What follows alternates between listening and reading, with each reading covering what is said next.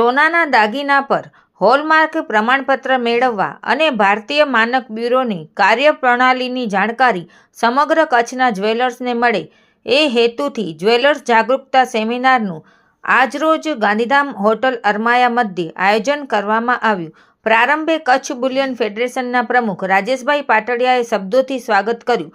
ભારતીય માનક બ્યુરો ગાંધીધામ ઓફિસના હેડ અને ડિરેક્ટર વેદ પ્રકાશ એમના અધ્યક્ષી પ્રવચનમાં જણાવ્યું કે BIS અવેરનેસ સેમિનારમાં આજે માનકનું મંથન થવાનું છે। ભારતીય માનક બ્યુરો દ્વારા હોલમાર્ક લાગુ થયા બાદ હજુ સોના ચાંદીના વેપારીઓને પૂરતી જાણકારી નથી, જેથી આ ક્ષેત્રના વેપારીઓમાં જાગૃતતા આવે એ માટેનું માર્ગદર્શન આજના સેમિનારમાં આપવામાં આવશે। આ જ સંસ્થાના મનીષકુમાર દ્વારા પ્રેઝન્ટેશન સાથે BISની દરેક વિગતની જાણકારી આપવામાં આવી હતી। કાયદો લાગુ થયા બાદ એના અમલીકરણ અને ભય સ્થાનોની વિગતે વાત એમણે કરી હતી, સાથે વેપારીઓના પ્રશ્નોના જવાબો પણ એમણે વિસ્તારપૂર્વક આપ્યા હતા।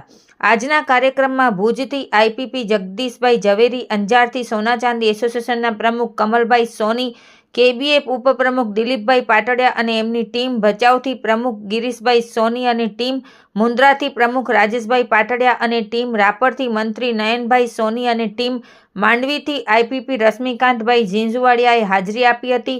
કચ્છભરમાંથી બહોળી સંખ્યામાં જ્વેલર્સ ઉપસ્થિત રહ્યા હતા। સમગ્ર સેમિનારનું સંચાલન માનક બ્યુરો ગાંધીધામના મધુ વડગામાએ અને આભાર દર્શન કચ્છ બુલિયન ફેડરેશનના મંત્રી દિનેશભાઈ સોનીએ કર્યું હતું। રિપોર્ટ ભારતી માખીજાણી, ગાંધીધામ।